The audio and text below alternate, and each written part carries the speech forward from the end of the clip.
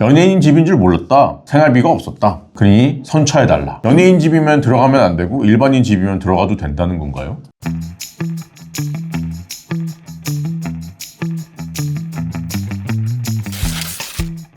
안녕하세요 여러분, 법아저씨 손우창 변호사입니다. 제가 지난주에 뉴진스와 관련된 영상을 업로드 했는데요, 그 악플까지는 아니지만 저를 비난하는 댓글이 드디어 달렸습니다. 이야, 그래도 악플도 관심이니까 정말 감사하게 생각하고 있고요. 민천지란 단어를 처음 들었네요.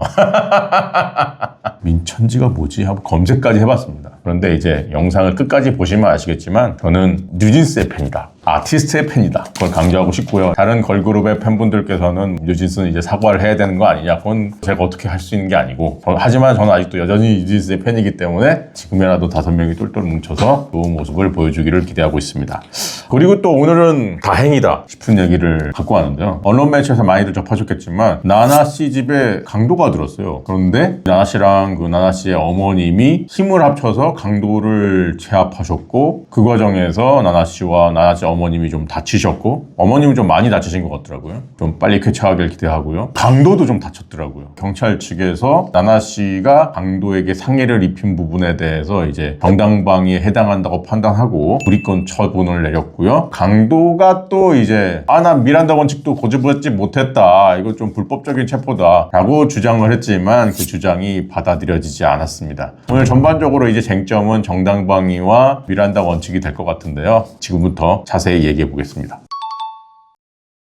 사건은 2025년 11월 15일 새벽이었습니다. 30대 남성 A씨가 사다리를 이용해서 가스배관을 타고 올라가서 2층에 있는 나나씨의 집으로 침입했어요. 손에는 칼이 들려 있었죠. 돈을 요구하면서 자고 있던 나나씨 어머니의 목을 졸랐다고 합니다. 어머니가 의식을 잃어가는 그 절체절명의 순간 나나씨가 뛰어들었습니다. 근데 여러분, 나나씨가 특공무술 유단자래요. 자신이 갖고 있는 무예를 활용해서 흉기 앞에서도 물러나지 않고 어머니를 구하기 위해 사투를 벌였고 결국 강도를 제압해 경찰에 넘겼습니다. 사실 영화보다 더 영화 같은 일이 현실에서 발생한 거죠. 하지만 이 과정에서 나나씨는 팔과 다리에 부상을 입었고 어머니는 더 심각하게 머리와 몸에 타격을 받아 의식을 잃고 병원으로 이송됐어요. 소속사 측은 공식 입장을 통해 강도의 공격으로 매우 위험한 상황이었다, 나나와 어머니 모두 안정이 필요하다라고 밝히기도 했습니다. 근데 이 강도 A씨 체포되고 나서 이런 말을 했다고 하더라고요. 연예인 집인 줄 몰랐다. 생활비가 없었다. 그러니 선처해달라. 연예인 집이면 들어가면 안 되고 일반인 집이면 들어가도 된다는 건가요? 하여간 그에게 적용된 혐의는 강도 상해죄입니다. 이 강도 상해죄가 정말 무거운 죄예요. 야간에 다른 사람의 집에 침입해서 강도 행위를 하거나 흉기를 휴대하고 강도 행위를 하는 경우에는 특수강도죄에 해당합니다. 특수강도죄의 법정형은 무기 또는 징역 5년 이상이에요. A씨는 강도만 한 게 아니죠. 나나씨와 나나씨의 어머니에게 상해를 입혔어요. 강도가 상해를 입힌 경우에는 강도 상해죄가 성립을 합니다. 강도 상해죄의 법정형은 무기 또는 징역 7년 이상이에요. 이 기사들을 보고 많은 나나씨의 팬들이 걱정하셨을 거예요. 강도를 제압한 건 정말 다행인데 강도에게 상처를 입힌 행위에 대해서 책임을 지지는 않을까 걱정을 많이 하셨을 거라 생각합니다. 사실 우리나라 법원은 정당방위를 아주 예외적인 경우에 엄격한 기준을 적용해서 인정하고 있어요. 그런데 이번에는 경찰이 나나씨의 행위가 정당방위에 해당한다고 판단하고 불이권했습니다.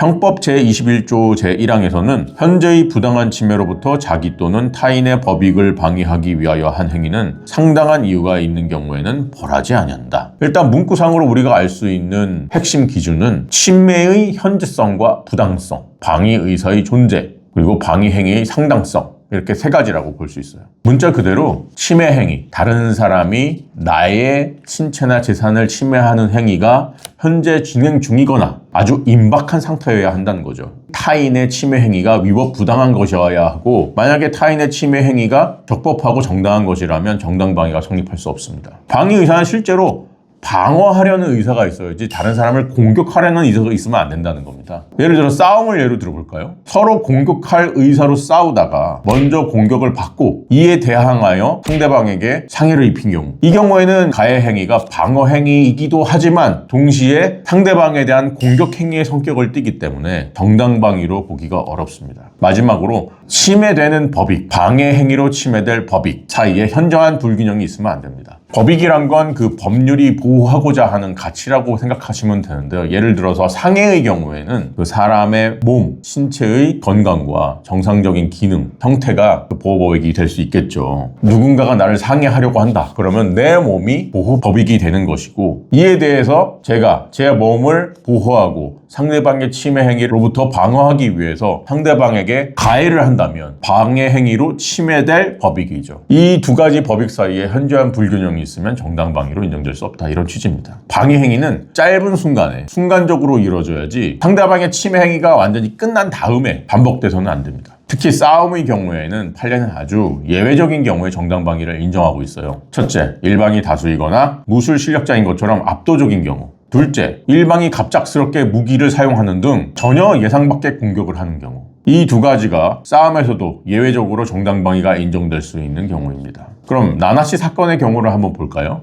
첫째, 새벽 시간대에 주거가 침입을 당하고 재산과 생명을 잃을 수 있는 심각하고 부당한 침해가 있었습니다. 둘째, 나나씨는 자신과 어머니의 생명, 재산을 방어하기 위해 저항하는 과정에서 강도에게 상해를 입혔습니다. 실제로 어머니의 목이 졸리는 등의 살인에 가까운 침해 행위가 있었습니다. 셋째, 강도는 손에 칼을 들고 있었고 방어한 나나씨는 맨손이었습니다.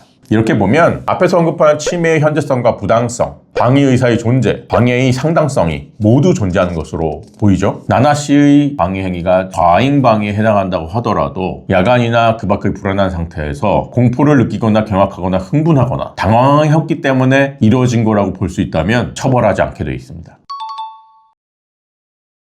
근데 이 와중에 강도 A씨 법 좀 아는지 좀 황당한 항변을 했는데요. 자기가 체포될 때 미란다 원칙을 고지받지 못했으니 체포 자체가 무효다, 이렇게 주장한 것 같더라고요.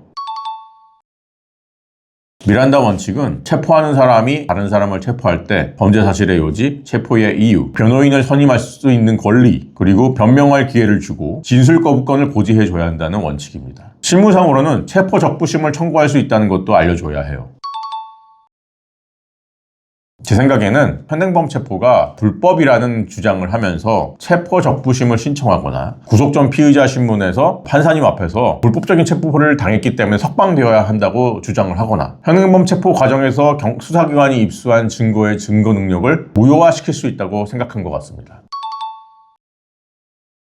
어쩌면 강도 A씨는 미란다 원칙이 조금 늦게 고지된 것을 문제 삼은 것일 수도 있어요. 그런데 판례는 달아가는 피의자를 쫓아가서 붙들거나 폭력으로 대항하는 피의자를 실력으로 제압하는 경우에는 붙들거나 제압하는 과정에서 고지하거나 그것이 여의치 않은 경우에는 일단 붙들거나 제압한 후에 지체 없이 고지하여야 한다고 판시했습니다.